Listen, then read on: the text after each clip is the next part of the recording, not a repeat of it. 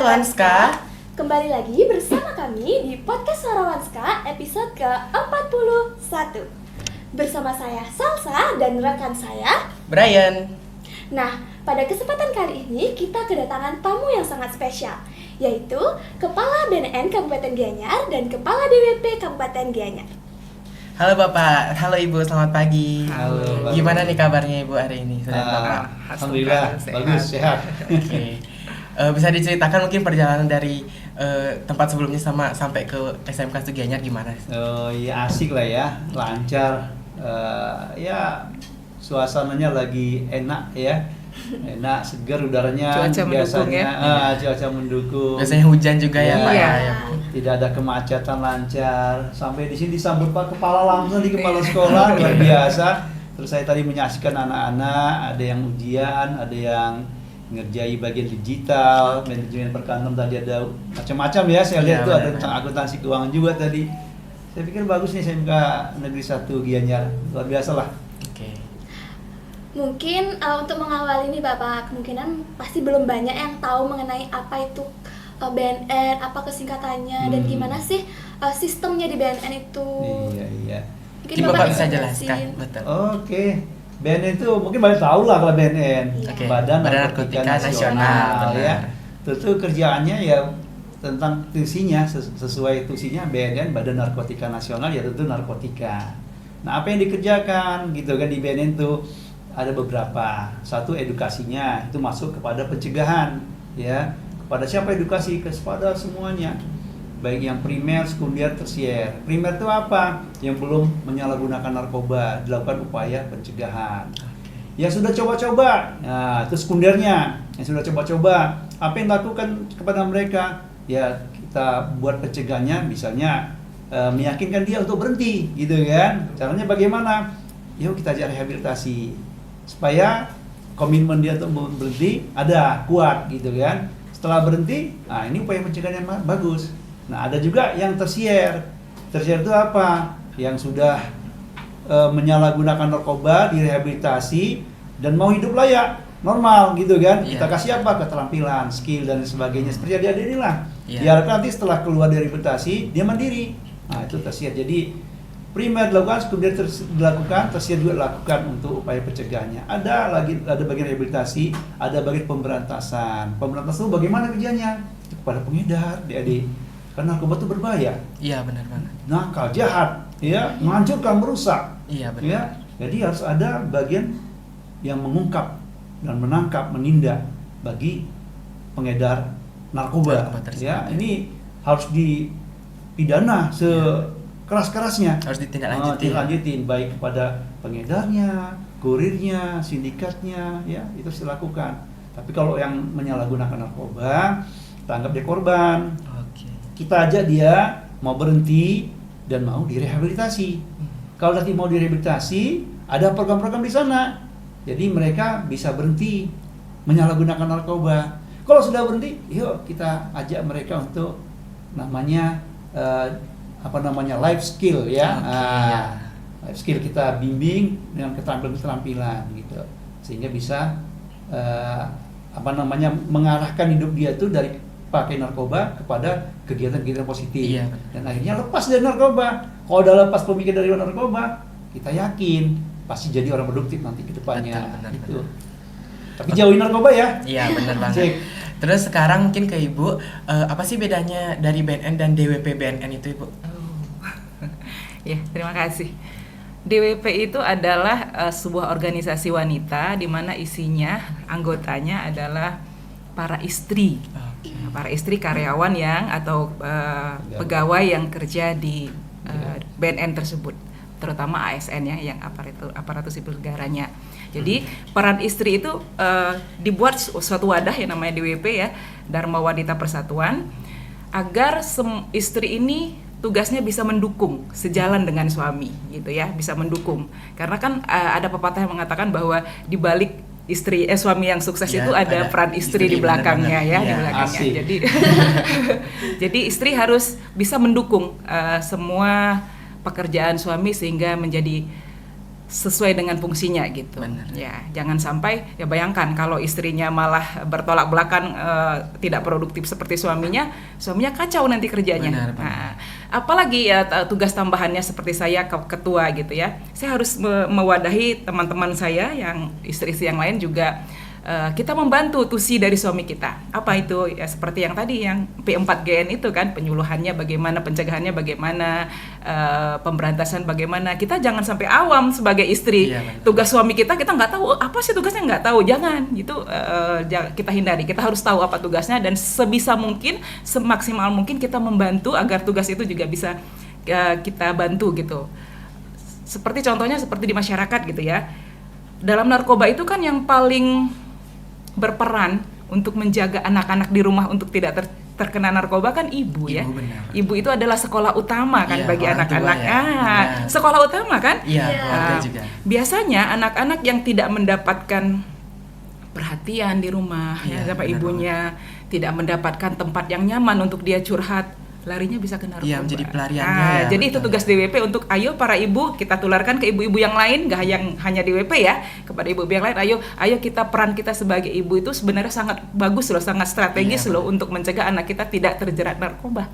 Begitulah. Benar. Fungsi Jadi peran dari utama DWP. juga orang tua ya dan keluarga untuk Betul. menjadi sumber pendidikan pertama untuk anak-anak, betul kan? Right, benar. Ya, terus juga Brian juga pengen nanya nih, mungkin ada anak-anak di luar sana yang melihat ada yang menyelundupkan gitu narkoba atau narkotika lainnya tuh dan melaporkannya tuh tidak berani. Itu gimana sih caranya, Bu? Pak? Bagus ini. Jadi memang BNN juga menyikapi hal ini, ya. Bagaimana supaya masyarakat bebas melaporkan, ya, tidak takut apabila melaporkan. Maka kita buat call center BNN. Nah, ini kan penting call center BNN. Iya. Nanti silakan teman-teman, adik-adik, bisa dibantu BNN untuk men-share, ya, untuk menyampaikan pada masyarakat tentang call center BNN. Apa itu? Angkanya gampang, 184. Telepon 184 ke BNN, nanti akan diterima di sana, ya, 24 jam. Oke. Oke. Nah, itu. Dan gak perlu takut ya, identitas dirahasiakan. Oh gitu. Ya. Berarti benar-benar aman identitas yang melaporkan ya. Iya. Jadi Termasuk- tidak perlu takut. Iya, nggak perlu takut. Termasuk pecandu penyalahguna narkoba. Kalau dia mau direhab, itu identitasnya dirahasiakan. Jadi pelapor adanya sindikat peredaran narkoba itu dirahasiakan. Pecandu juga yang melaporkan diri untuk direhabilitasi itu identitasnya dirahasiakan. Yang tahu hanya keluarga dan dokter. Karena di BNN nanti yang menangani rehabilitasi dokter sama Iya, perawat. Gitu. Kenapa dirahasiakan? Mungkin untuk menjaga identitasnya juga biar gak disebar. Karena pemakai narkoba itu dianggap aib. Oh iya Benar benar. nggak? Benar benar. Kalau benar. ada di rumah kita tuh yang memakai itu sama keluarga ditutupin itu. Oh, Benar iya. nggak? Benar benar benar. Padahal sebenarnya nggak harus ditutupin. Lebih baik terbuka, jadi nggak apa namanya ya, nggak cuma sendiri yang menahan itu. Oh, iya. lah. Jadi tekanan batin juga jadikan nanti ya. pelajaran bahwa apa yang terjadi di kami ini jangan sampai terjadi di keluarga yang lain, kan bisa Iya, dikatakan benar-benar. seperti itu. Ya itu Sebagai- masih sayang ya, masih dianggap aib gitu. Iya. Bisa sebagai contoh edukasi juga. Benar benar Iya. ya. Ya. Habis Tapi itu sebagian masyarakat memang menganggap narkoba itu memang aib itu kuat masih. Stigma dianggap aib itu kuat di masyarakat. Iya. Ini harus dihapus, harus dihilangkan, dikikis.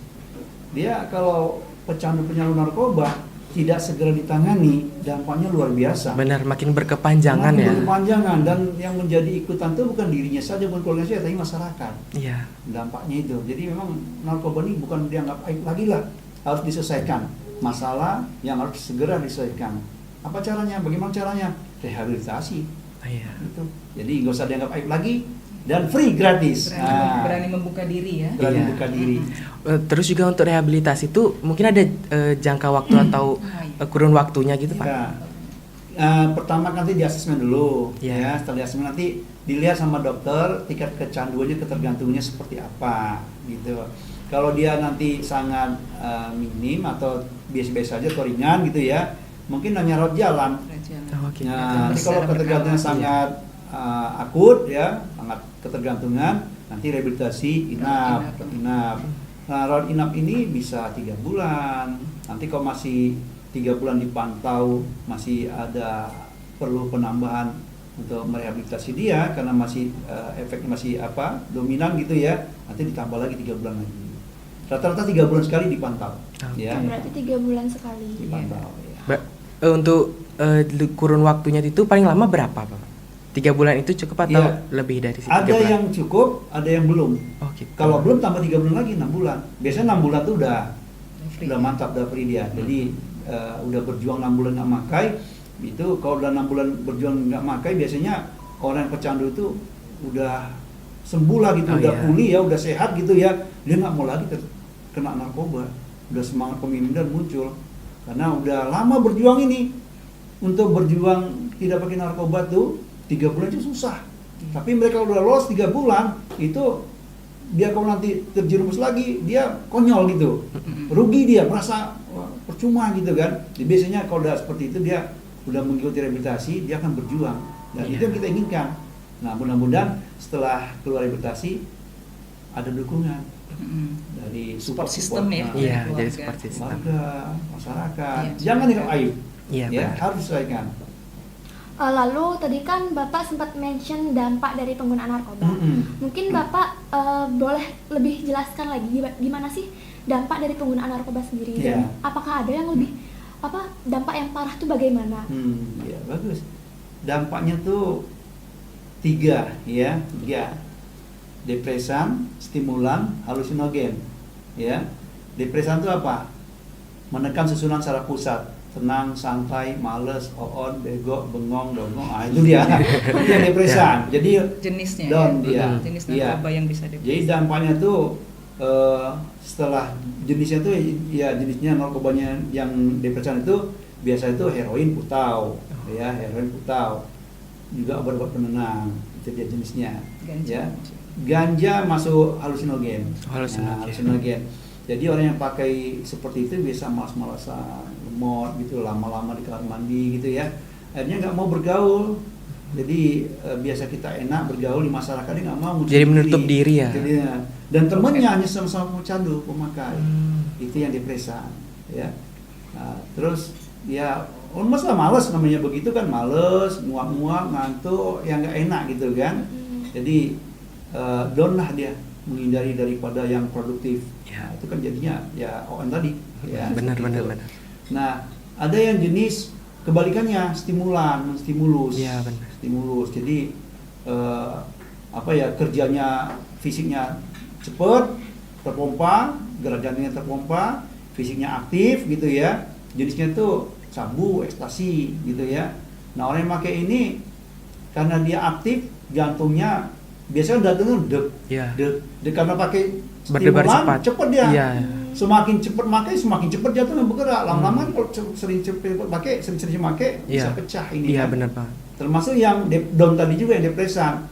Depresi kan tenang, makin sering makin tenang, lama-lama lembut, Berhenti ya, gitu. gitu ya. Jadi dampaknya bisa seperti itu, kematian ya karena denyut jantung tadi itu, ya. Nah, yang stimulan ini kerusakan fisiknya kelihatan banget. Kayak sabu tuh ya, giginya, ya. Yang keropos Pada itu ya. keropos Iya. giginya kan. Terus cepat penuaan. Karena apa? Yang pakai stimulan ini stimulus, jadi dia jarang makan. Oh, gitu. Maunya minum aja, minum air putih. Makan tuh sedikit saja. Akibatnya malnutrisi, kurang iya, gizi, benar. kan gitu. Jadi cepat dia keriput, penuaan, ya, cekung matanya. Kadang-kadang kepalanya bisa juga cekung gitu, otaknya bisa cekung gitu ya. Nah, mula-mulanya memang menstimulan mula-mulanya. Tapi biasanya kalau udah 8 bulan ke atas, nah itu terjadi penuaan, keropos ya, giginya keropos, kempot, penuaan, mata udah mulai, terus cekung otaknya gitu ya. Jadi semua narkoba itu ujung-ujungnya adalah tidak sehat. Iya, pasti. Ujung-ujungnya adalah O2N. Oh, Iya, benar. Ujung-ujungnya. Kalau digoda sama pemakai narkoba itu katanya enak, katanya jangan percaya dulu gitu. Belum tentu, dan memang tidak mungkin ya. Kalaupun enak hanya sesaat ya, tapi ujung-ujungnya tadi itu setelah 8 bulan, setahun, nah itu terjadi penurunan. Katanya bisa pintar. Ya, kalau pendapat itu awalnya saja. Karena yang diserang tuh susun saraf pusat, otak. Jadi kalau dia menggoda kita, ini bisa pintar. Mungkin bisa, tapi awalnya saja. Setelah dia ketergantungan, saraf pusat itu rusak, jaringan-jaringan itu rusak. Setelah kecanduan tuh. Setelah kecanduan itu. Maka tadi itu, semua jenis narkoba membuat O2N. Oke, benar. Dampaknya. Ya. Nah, Mungkin seperti halusinogen itu di ganja, Iya. sama jamur. Hmm. Jamur kotoran sapi itu bahaya, Iya. mushroom itu. Itu mengandung kimia namanya psilocybin. Iya. Psilocybin itu masuk narkotika. Oh, Itu juga berbahaya. Iya. Jamur yang tumbuh dari kotoran sapi itu mengandung psilocybin, zat kimianya. Itu masuk dalam tiram di undang-undang, udah masuk narkotika. Jadi hati-hati. Ya, jamur kotoran sapi itu juga berbahaya dan halusinogennya kuat. Ya. Tapi Tuh. sepertinya itu lumayan masih ada yang banyak yang mengkonsumsi itu ya, Pak? Iya, itulah kita edukasi. Kita tahu. Iya, karena juga kayak apalagi banyak banget orang-orang di luar sana kayak Jepang, Cina tuh kayaknya masih banyak yang mengkonsumsi itu gitu. Ya mudah-mudahan bukan jamur yang dari kotoran sapi Oh, yang iya. dikonsumsi dia. Jamur yang umum lah. Kalau jamur yang umum yang untuk saya itu saya juga makan gitu. Tapi yang tumbuh dari kotoran sapi, minyaknya ini berbahaya. Nah, apalagi dia masih kuncup, belum mekar. Nah, yang kuncupnya ini minyak tinggi. Itu ya, kadang dibuat jus, kadang dibuat omelet, macam-macam. Ya, hati-hati karena banyak anak-anak kita yang nggak ngerti jamur ini. Nah, itu dikonsumsi dia. Akhirnya mabuk kan? Mabuk pingsan, kadang kejang-kejang seperti itu kan. Nah, ini bahayanya itu karena dia mengandung narkotika. Gitu.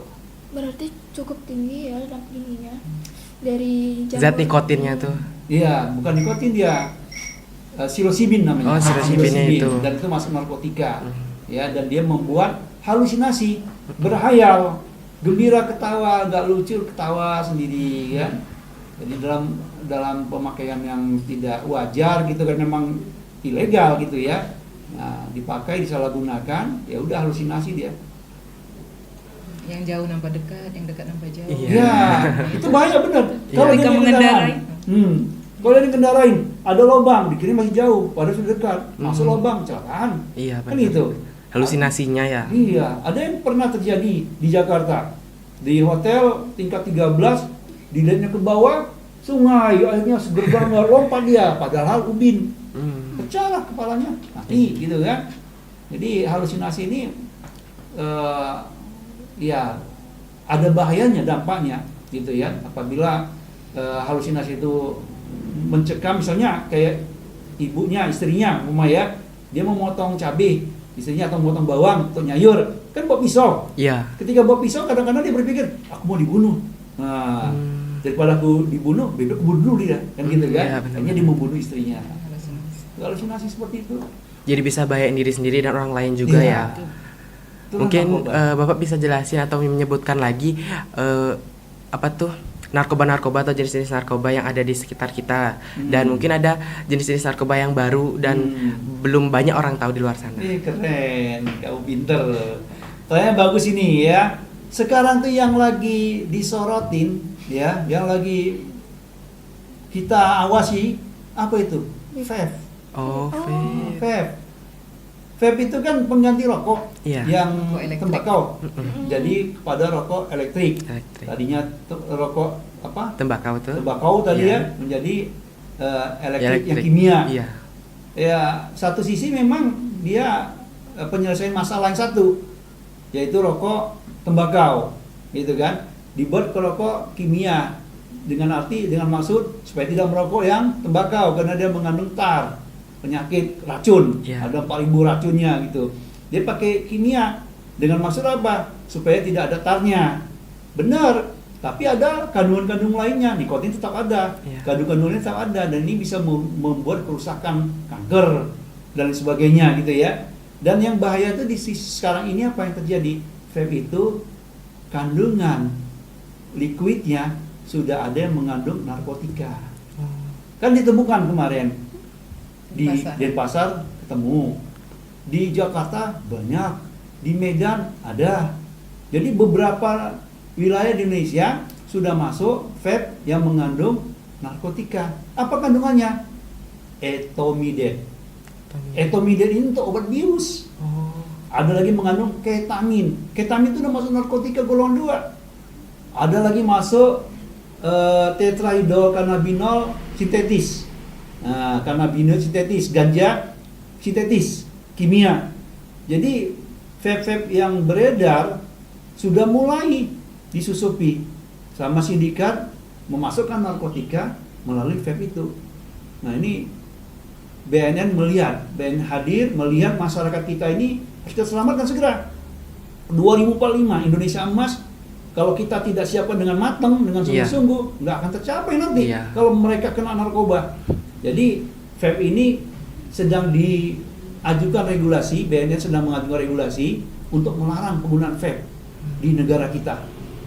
Karena kalau nggak kita ambil regulasi itu, khawatir vape itu tetap banyak, marak, dan disusupi narkotika gitu. Jadi untuk menyelamatkan generasi, vape ini nggak usah kayak Singapura. Singapura kan dilarang. Kita jangan terlambat kayak Singapura. Singapura terlambat, dia melarang. Pelajar-pelajarnya pakai vape. Gaya vape itu di sekolah-sekolah udah biasa. Kan dia tampilnya manis, bagus. Udah gitu aromanya enak, bermacam-macam juga ya. Rasanya juga kan bermacam-macam.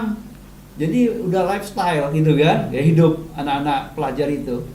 Akhirnya apa? Disusupi narkotika di vape itu, terpaparlah di sana. Terlambat dia, lalu udah terpapar banyak yang mati, baru pemerintahnya, presidennya langsung turun tangan, dilarang vape. Nah kita kan baru mulai muncul narkotika masuk ke dalam vape, makanya BNN ingin menyelamatkan generasi kita. Vape itu kalau bisa jangan terjadi, ya, jangan dipakai oleh para pelajar terutama. Ini mudah-mudahan SMK kita juga melarang vape, ya, melarang vape dan mengimbau anak-anak, ya, karena vape itu gampang banget disusupi narkotika, ya, etomidate, ketamin, juga kimia sintetis lainnya, itu anak-anak. Berarti diseludupinya itu di liquidnya ya Bapak? Iya betul, cairannya. Kan dia isi ulang ya kalau Iya benar. Iya diisi ulang itu kan. Iya, isi ulang, disuntik sedikit saja ke dalam, setetes 2 tetes. kasih setes 2 tetes etomidate, kan berbahaya. Iya benar banget.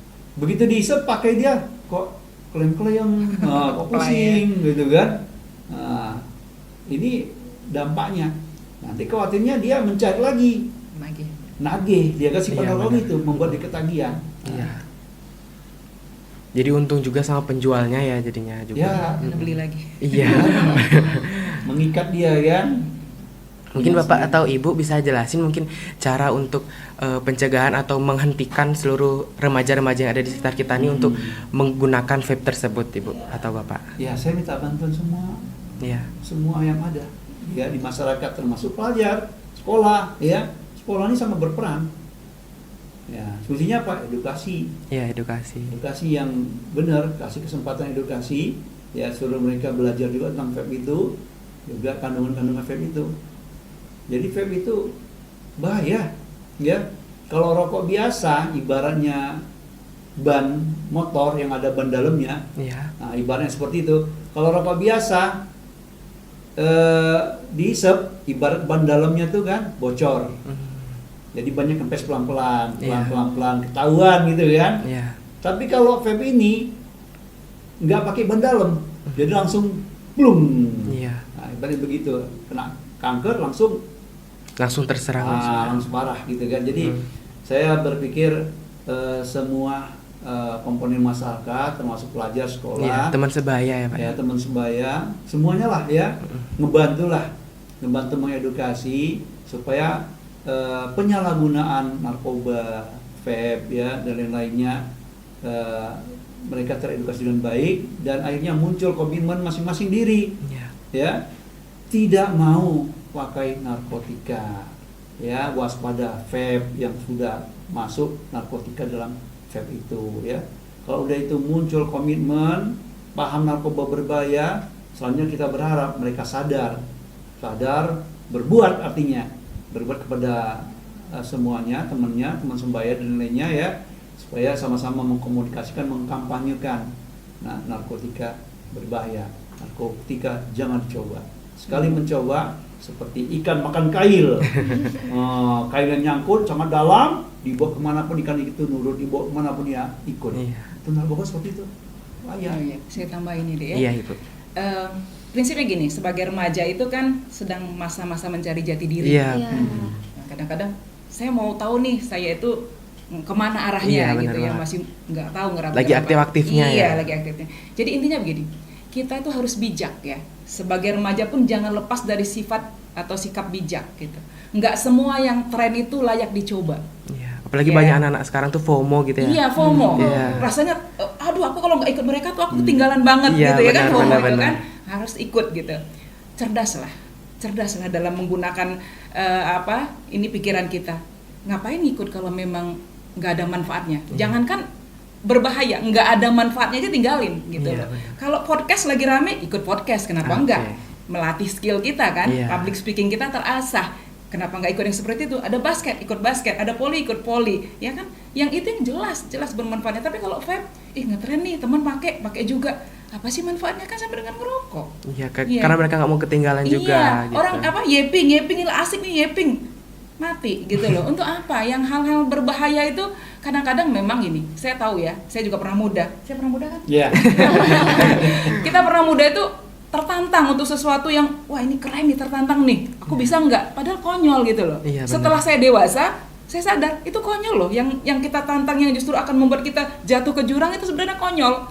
Nah itu yang harus, ayo anak muda sadari deh, cukup saya aja dulu yang konyol seperti itu, Iya. kalian jangan gitu, kira-kira begitu kalau kata orang tua ya. Iya. Jadi kalau orang tua bilang tuh sama kita, nak jangan dicoba, itu orang tua udah ngalami dulu Iya. gitu. Mungkin dari pengalaman dia, yang konyol nggak usah dicoba, yang keren-keren aja yang coba, yang Iya. terlihat bisa buat prestasi. Yang bagus, yang positif itu aja ya. coba. Jangan yang seperti yang tantangannya maut gitu loh. Ngapain diikutin? Ya Iya. itu ya. Itu aja dari saya. Mungkin juga Bapak atau Ibu bisa ngasih tahu juga ke kita semua mungkin daerah-daerah di luar sana atau di daerah Bali terutama udah ada nggak penurunan angka penggunaan vape tersebut atau masih tetap bertahan di situ saja gitu. Kalau vape ini kan baru mulai marak. Iya. Nah, kita stop jangan sampai marak gitu ya. Nah, di Gianyar kan saya sempat operasi store-store itu ya, beberapa toko rata-rata aman. Ya mudah-mudahan terjaga selamanya. Kita mengedukasi mereka juga. Kalau beli, kalau jual yang ada bea cukainya, yang ada cukainya. Iya. Nah, kalau nggak ada cukainya awas loh, nanti kena hukum. Apalagi barang-barang yang nggak Ilegal ya? jelas, yang ilegal gitu kan. Iya Pak, mereka mau ngikutin itu. Dan mudah-mudahan ya, tapi kami berharap lebih dari itu. Apa itu? Vape dilarang. Ya, nanti mudah-mudahan setelah regulasi itu ada, maka mereka dilarang untuk menjual vape lagi. Oke. Terus menurut Ibu dan Bapak nih, antara bedanya rokok dan vape itu tuh kan bisa dibilang sama-sama berbahaya ya. Itu beda yang benar-benar signifikan untuk orang-orang yang pengguna itu apa sih? Kalau rokok sama vape itu sama-sama mengandung nikotin, Iya. sama-sama berbahaya. Berbahaya. Ya. Yang sekarang yang riskan, yang sangat mengkhawatirkan, vape ini yang mengandung narkotika itu. Jadi kalau bahayanya sama bahaya. Tadi saya bilang seperti ban dalam motor itu. Iya. Nah, kalau ada ban dalamnya, rokok yang tembakau itu rusak, umpama paru-parunya dulu, maka dia berat napasnya, gitu kan, harusnya ke dokter. Tapi kalau dia vape ini, dia nggak ketahuan paru-parunya, tiba-tiba kena kanker stadium 4, mati gitu Iya. ya, itu dia. Tanpa mereka sadari juga gitu Iya. ya. Ada racun yang membuat dia bisa kena kanker. Gitu. Jadi gini ya, adik-adik ya. Kalau yang rokok tembakau itu kan alami. Dari daun tembakau Iya. dikeringkan, tahu ya Betul, prosesnya betul. digulung, nah dikasih cengkeh rempah-rempah lah ya kan, itu alami. Tapi kalau vape itu kimia, dia kimia. Tadinya orang berpikir bahwa oh ini ditekan tarnya, banyak tar kan di yang tembakau tadi, sedangkan di kimia itu tarnya 0, dibuat 0. Tapi tadi yang namanya bahan kimia itu pasti ada efeknya untuk tubuh kita. Iya, pasti. Sesuatu yang tidak alami ada efeknya untuk tubuh kita. Nah yang tadi ditambahkan Bapak tadi, disusupi pula lagi dengan narkoba. Iya, makin Ya parah kan? ya. Oke. Mungkin ada pertanyaan terakhir mungkin ya ini. Mungkin Bapak boleh ngasih pesan dan kesan ke teman-teman, ke remaja yang lainnya gimana sih kita harus apa namanya? Berhenti untuk penggunaan vape berhenti juga. menggunakan vape atau gimana? Terus juga pencegahan untuk mengonsumsi narkoba tersebut gitu, Pak. Mm-mm. Untuk anak-anakku ya, para pelajar generasi muda ya, ingat sesuatu tantangan yang baik, nah itu boleh kamu coba. Tapi kalau tantangan yang buruk, nah, hati-hati, jangan mencoba, terutama narkoba. Ya, sekali mencoba maka kamu akan terikat selamanya, susah keluar. Narkoba yang diserang otak, saraf pusat, dan kami menganggap narkoba itu telur emasnya setan. Iya, Ya. betul banget. Nah, sekali mencoba, dia ada rasa lebih dari yang ada rasa lebih yang didapatkan dia, sehingga ia memakai berulang, akhirnya apa? Kecanduan. Kalau sudah kecanduan, ketergantungan, maka dia akan susah lepas dari zat tersebut. Saya mengimbau kepada kita semua, narkoba bukan barang yang harus atau yang perlu dicoba, tapi narkoba adalah harus wajib untuk ditolak dan diperangi Dan dihindarkan. Hidup betul. sehat tanpa narkoba. Sekali mencoba, awas, bahaya mengintai Anda. 3 cuma yang dapat dia sekali mencoba, apa itu? Kuburan, rumah sakit jiwa, penjara. Wow. Oke. Jauh Mungkin ya? Ibu ada yang mau disampaikan juga ke teman-teman semuanya di sana. Ya, sayang tadi ya saya ulangin lagi bahwa narkoba ataupun apapun itu yang tren tapi dampaknya negatif, hindari. Kerenlah dengan prestasi jauh lebih baik. Gitu. Oke, baik, terima kasih Ibu, terima kasih Bapak. Benar-benar podcast yang sangat mengedukasi kita semua, terutama saya sendiri, karena tadi poin menurut saya itu di bagian jamur itu ya Pak ya. Itu saya baru tahu banget itu di situ ternyata ada jamur yang mengandung unsur narkobanya itu gitu. Dan benar-benar mengedukasi saya dan teman-teman di luar sana, dan semoga podcast kita kali ini bermanfaat terutama kalian semua untuk berhenti dan hindari narkoba itu. Terutama untuk remaja-remaja nih yang udah pada kecanduan sama vape nih. Benar mungkin banget. bisa mengurangi lah awal-awal, nanti biar kalian terbiasa untuk tidak menggunakan vape. Oke, benar banget. Sampai jumpa di podcast kita selanjutnya. Bye bye.